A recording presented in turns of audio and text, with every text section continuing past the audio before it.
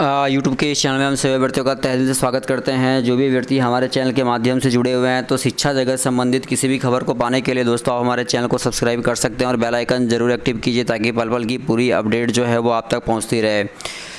और STT हो या 94,000 शिक्षक बहाली की प्रक्रिया हो, दोनों के लिए 94,000 शिक्षक अभ्यर्थियों की निगाहें आज पटना हाई कोर्ट में टिकी हुई है कि पटना हाई कोर्ट में क्या हुआ, क्योंकि इस प्रकार से आप सभी को ज्ञात है कि एक लंबे अरसे से जो है बहाली की प्रक्रिया फंसी हुई है। ऐसे में सवाल ये उठता है कि भाई आज जो ब्लाइंड केस की सुनवाई होनी थी, इसका क्या कुछ फैसला सामने उभर के आया है और चीफ जस्टिस साहब ने क्या कुछ कहा है, तो विस्तार से इसके बारे में जानेंगे। इससे पहले कोई भी अभ्यर्थी जुड़ता है तो प्लीज़ एक बार ज़रूर चैनल को सब्सक्राइब करके बेल आइकन ज़रूर एक्टिव कर लीजिए ताकि पल पल की जो भी अपडेट हम तक पहुँचे सीधे अपने चैनल के माध्यम से आपको अवगत कराते रहें। तो सबसे पहले दोस्तों मैं आपको बता दूं कि सीरियल नंबर 127 पे था ये और नंबर 1 पे इसकी सुनवाई हुई है। मैं आपको अपडेट प्रोवाइड कर देता हूं। और नंबर 1 पे सुनवाई हुई है। चीफ जस्टिस जो थे हमारे, ठीक है, ललित किशोर जी, उनकी बेंच में ये सुनवाई की गई है। और मैं आपको बता दूं दोस्तों यहाँ पे कि हम लोग की निगाहें जो थी वो कहीं ना कहीं टिकी हुई थी पटना हाई कोर्ट के फैसले पे कि जल्द से जल्द एक बड़ा फैसला सामने उभर के आए और ताकि कल से जो है वो नियुक्ति की प्रक्रिया जो है वो प्रारंभ हो सके, क्योंकि 94,000 शिक्षकों की नियुक्ति की प्रक्रिया अभी भी अधर में लटकी हुई है और अभ्यर्थी ये चाहते हैं कि जल्द से जल्द जो है वो नियुक्ति की प्रक्रिया को पूरा किया जाए। ऐसे में सवाल ये उठता है कि नियुक्ति की प्रक्रिया तो संपन्न हो जाएगी, लेकिन इतना लंबे इंतजार के बाद अगर ब्लाइंड केस में अच्छी खबर सामने उभर के आती है, क्योंकि शिक्षा मंत्री विजय कुमार चौधरी ने पहले ही ये बात जो है न्यायालय को बता दिया था कि 4% जो है वो आरक्षण के लिए वो राजी हैं, दिव्यांग अभ्यर्थियों को 4% जो है वो आरक्षण देने के लिए वो सहमत हैं।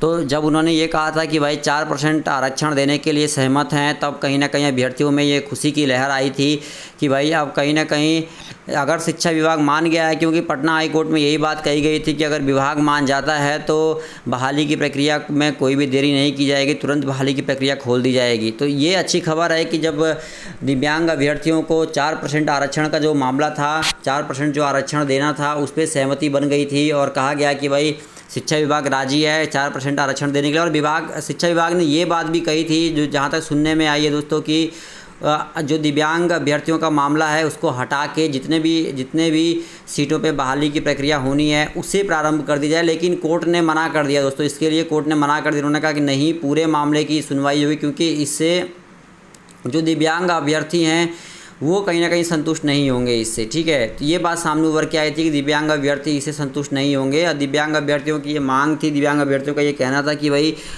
उनकी जो बहाली है वो 94,000 शिक्षकों के साथ ही होगी पूरी। तो ऐसे में ये सवाल उठ रहा था कि 94,000 शिक्षकों की जो बहाली प्रक्रिया है वो दिव्यांग अभ्यर्थियों को भी उसमें शामिल करके ही शुरू करना है। तो ऐसे में पटना हाई कोर्ट के जो चीफ जस्टिस हैं उन्होंने कहा कि अलग से जो है दिव्यांग अभ्यर्थियों को नहीं छोड़ा जा सकता है। 4% का आरक्षण उन्हें अगर दिया जा रहा है शिक्षा विभाग की ओर से, तो साथ में ही बहाली पूरी होगी। 94,000 शिक्षकों की बहाली की प्रक्रिया वो सभी की एक साथ ही संपन्न होगी, अलग से नहीं होगी।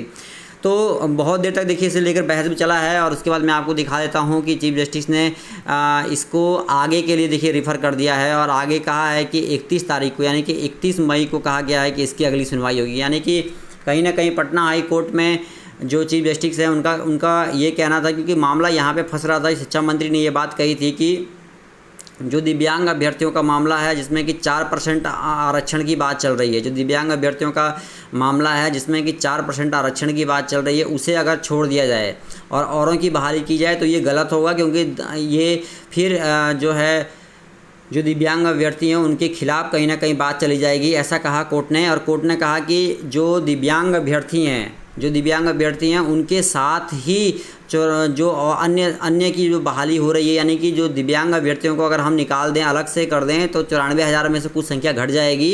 तो 4% आरक्षण की मांग जो दिव्यांग अभ्यर्थियों ने किया है वो 4% का आरक्षण शिक्षा विभाग देने को तैयार है, लेकिन जो उनकी बहाली की प्रक्रिया है वो सबकी एक साथ होगी।